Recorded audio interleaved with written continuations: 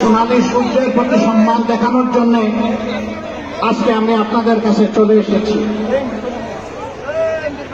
পীরগঞ্জের আপামর জনগণ, আজকে এখানে কোনো জনসভা নয়, কোনো মিটিং নয়, অন্তরে দ্রোহ,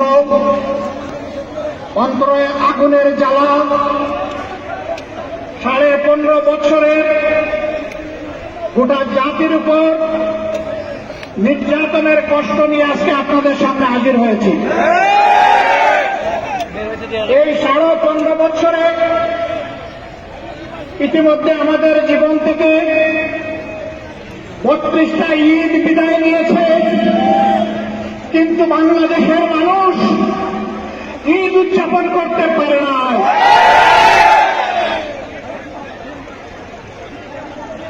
জায়গায় জায়গায় খুন গুম, হত্যা, ধর্ষণ, লুণ্ঠন,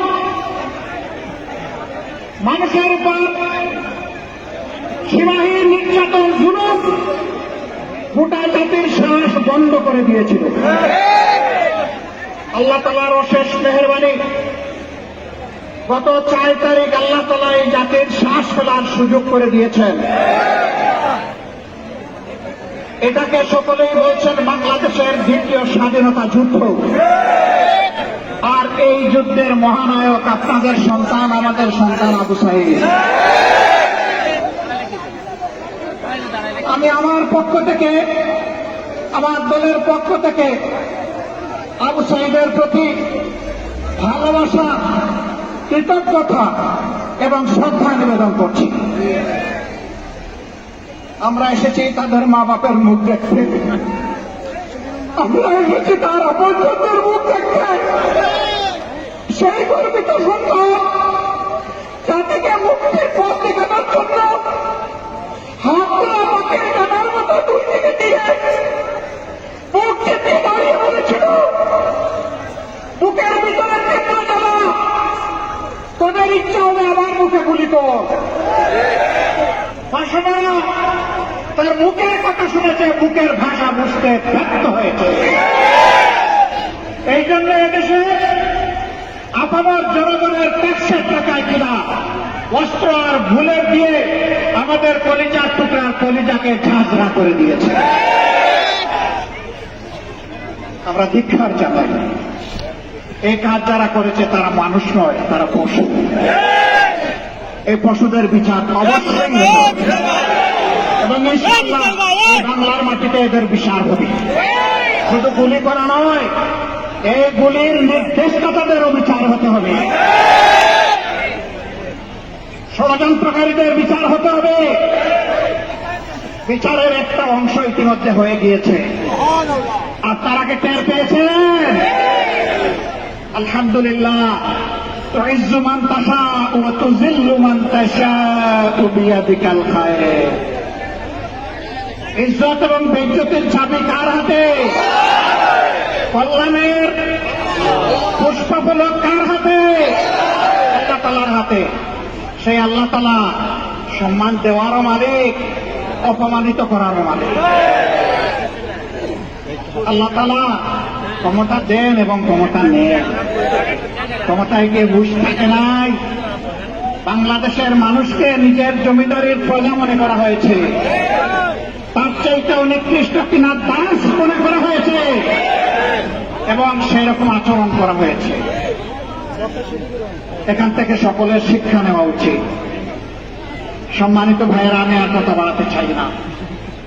আল্লাহ এই মাটিকে ইতিহাসের অংশ বানায় দিলেন। এই গৌরব শুধু আপনাদের এই সন্তান, এই মুক্তিযুদ্ধের মহানায়ক, তার পরিবার চেয়েছে তাকে বীর ঘোষণা দেওয়া হোক। আমরা বলছি সে বীর নয়, সে তো মহানায়ক। কে ঘোষণা দিল না দিল তা জানি না, কিন্তু বাংলাদেশের 18 কোটি মানুষ এই ঘোষণা দিয়ে ফেলেছে। এটা জনগণের ঘোষণা, এটাই শ্রেষ্ঠ ঘোষণা। এরপরে যদি কোন সরকার দেয় আমরা তাদেরকে মোবারকবাদ জানাবো। আমরা এসেছি সেই যুব সমাজকে অভিনন্দন জানাতে এখান থেকে আপনারা বিশ্বাস করুন, দফায় দফায় জেল কেটেছি, নির্যাতিত হয়েছি। আমি একা নই, এদেশের লক্ষ লক্ষ মানুষ, আলিম উলামা, প্রতিবাদী কণ্ঠ সবগুলোকে স্তব্ধ করে দেওয়ার চেষ্টা করা হয়েছিল, কিন্তু প্রমাণ হয়েছে স্তব্ধ করতে চাইলেই স্তব্ধ করা যায় না। অভিনন্দন জানাই আবু সাইদের যারা সঙ্গী সাথী সেই যুব সমাজকে, সারা বাংলাদেশের যুবক যুবতীদেরকে, ওই যুবক যুবতীদের মা বাবাকে, ওই মাকে যিনি কুলের বাচ্চা বুকে নিয়ে বলেছেন সন্তানদের গুলি করে পাখির মতো মারা হবে, আর আমি মা হয়ে ঘরে বসে থাকবো, এটি আমার পক্ষে সম্ভব নয়। আলহামদুলিল্লাহ, এটি ছিল জনতার অভূতপূর্ব উত্থান, এবং সেই গণ উত্থানে আল্লাহর শপথ 15.5 বৎসরের জমায়েত, জঞ্জাল, জুলুম বেঁচে গিয়েছে এবং চিরদিনের জন্য বেঁচে যাবে ইনশাআল্লাহ। যারা এই জাতিকে অপমানিত করেছে তারা কখনো সম্মানিত হতে পারবে না। ক্ষমতায় শেষ করতে টিকে থাকার জন্য একদিন আগেও বেপরোয়া ভাবে 136 জন মানুষকে হত্যা করা হয়েছে। আমরা সেই সমস্ত মাদেরকে আমাদের পক্ষ থেকে সহানুভূতি এবং কৃতজ্ঞতা জ্ঞাপন করছি,